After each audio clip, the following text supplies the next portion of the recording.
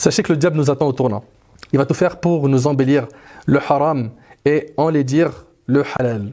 Mais il va toucher qui? Que les personnes faibles. Comment faire pour nous prémunir de cet ennemi? Awalan, numéro 1, al-istighfar. La demande de pardon. Le fait de multiplier la demande de pardon. L'imam Ahmed a rapporté dans son musnad ce hadith-là, Wallahi al-azim, il est exceptionnel.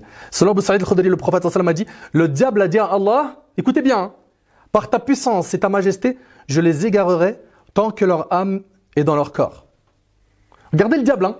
Par ta puissance, il dit à Allah, et ta majesté, je les égarerai tant que leur âme est dans leur corps. Puis Allah lui a dit, par ma puissance et ma majesté, je leur pardonnerai tant qu'ils me demandent pardon. Allahu Akbar.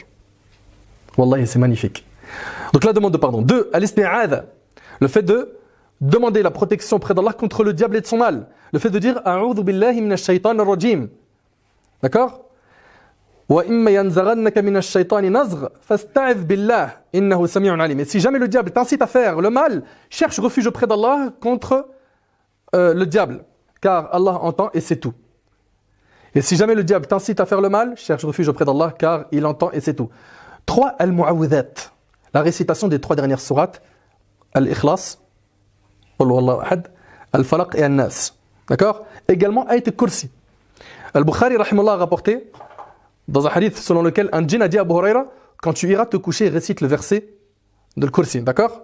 Allah enverra un gardien chez toi et aucun diable ne s'approchera de toi jusqu'au matin. Le prophète sallallahu alayhi wa sallam lui a dit alors, il t'a dit la vérité, bien qu'il soit un grand menteur.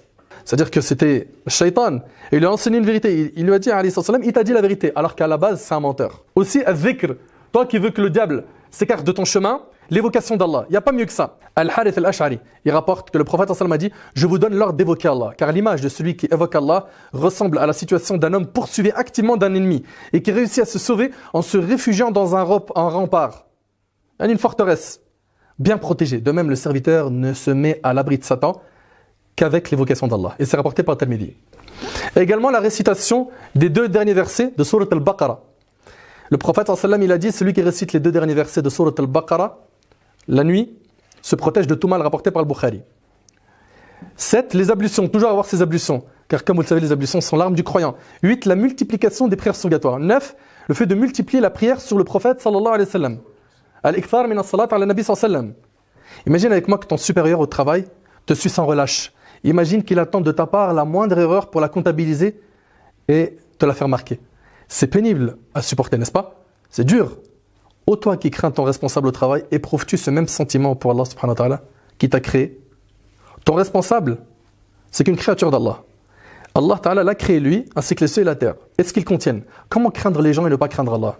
Donc toute personne qui a mangé le haram, qui a délaissé la prière, qui a baissé les bras et qui a arrêté de craindre Allah, que ces personnes-là reviennent vers Allah très rapidement. Ô toi qui ne négocies jamais les ordres de ton responsable sur terre, pourquoi est-ce que tu négocies tous les ordres d'Allah? Pourquoi? Pour finir, toi qui es noyé dans l'insouciance, jusqu'à quand tu vas continuer à désobéir à ton Seigneur? Jusqu'à quand tu vas continuer à prendre un autre chemin que celui du prophète sallallahu alayhi wa sallam? Réveille-toi. Et réveille-toi dès maintenant, de ton sommeil profond, de cette anesthésie générale qui t'a touché, avant qu'il ne soit trop tard et que la mort te vienne. Ne sais-tu pas que la mort peut te toucher à n'importe quel moment? Wallahi, qu'il est possible que l'ange de la mort vienne prendre ton âme tout de suite. Tout de suite. Il faut donc que tu en sois conscient à 1000%. Et sache que le jour du jugement est appelé par Allah subhanahu wa ta'ala le jour des regrets. Donc ressaisis-toi tout de suite. Combien de personnes ont délaissé le chemin du haram? Ils ont été éprouvés, puis après ils ont tenu. Et aujourd'hui ils sont très épanouis, ils sont très contents. Ils vivent bien. Ils ont enfin le repos intérieur. Qu'Allah tabaraka wa ta'ala nous préserve de cet ennemi.